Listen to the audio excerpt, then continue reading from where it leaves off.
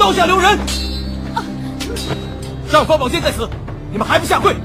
包拯一行人奉旨带。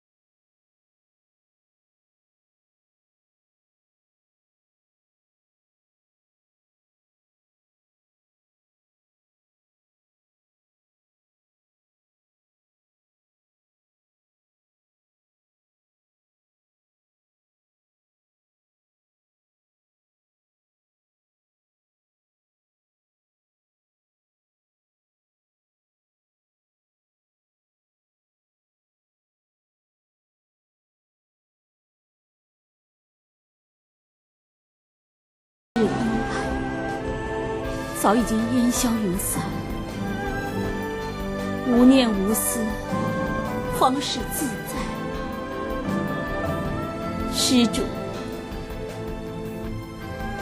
不如回去吧。杜文康见惠娘不肯原谅自己，心生愧疚，又想起母亲和福伯皆是因他而死，于是毫不犹豫地撞向石墙。惠娘将其救回安堂，便向师太告别，请求师太不要把他在这隐居的事情透露给别人，尤其是房中人，因为他实在不想再踏入杜家那个伤心地。现在他唯一希望的就是能快点找回他的女儿。玉儿离家之后，藏身他人板车之内，一起来到了湖南。恰好包拯一行人奉旨在湖南救灾。张龙见到有人欺负他，便上前阻止。玉儿已经快半个月没有正常吃过东西了，终于坚持不住，倒在了张龙的怀里。展昭曾夜探杜府送香囊，于是一眼认出这个小女孩就是杜玉儿。经过公孙策的医治，很快玉儿便身体康复。可是由于不会开口说话，难坏了包青天团队。最后还是展昭问出他曾跟随母亲学过字，玉儿将他如何离家出走的原因写在纸上，告诉了包拯。包拯一行人认为这个周艳娘有很大的问题，于是决定准备行囊，立刻前往九州。自从杜文康从安堂回来后，每天都借酒消愁，拿下人出气，还动手推艳娘。艳娘正好想借此机会收拾一下这个负心汉，命人将其关入柴房，并对外宣称杜文康已疯。第二天还将他带到女儿小婢的坟前。艳娘向文康坦白了所有的事情，杜家之所以会这样，都是他一手策划的。文康到如今才看清他的真面目，这个蛇蝎心肠的狠毒妇人。不仅如此，艳娘还强行让杜文康向女儿磕头认错。惠娘在寻找女儿的途中，听闻杜文康疯了，赶紧来杜家想要找艳娘问个明白，怎料竟发现丈夫被关在柴房。文康见此，将艳娘所做的一切都告诉了妻子。就在这时，一个家仆见房门开着，便进来查看。惠娘娘则连忙躲在门后，趁家仆不注意将其打晕，随后拿起他身上的钥匙，成功救出文康。而此时的燕娘正在与县令邝大人亲热，其实两人早就勾搭在一起。杜甫之所以家破人亡，邝大人从中可是出了不少力。这时杜甫家仆来报，说杜文康已经被人救走。